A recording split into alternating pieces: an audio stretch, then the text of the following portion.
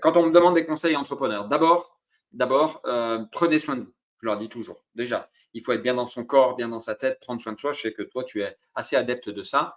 Il faut faire attention à toi parce qu'il faut être solide, solide mentalement et de préférence solide physiquement. C'est pas toujours évident. Chacun a son patrimoine physique, j'aime bien dire, mais en tout cas, prendre soin de soi, c'est fondamental.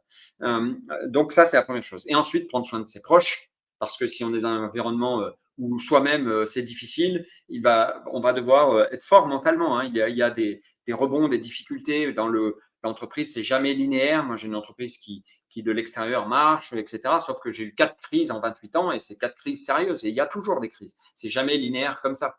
Donc d'abord, il faut prendre soin de soi, prendre soin de ses proches et faire attention à son environnement personnel. Et jamais oublier pourquoi on fait ça. Si on bousille sa famille pour entreprendre, ça n'a pas de sens en fait. Après, on fait ça pour rien.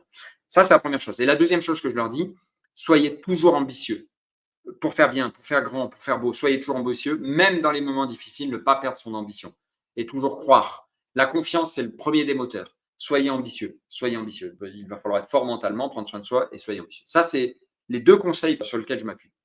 Ça, c'est pour l'entrepreneuriat.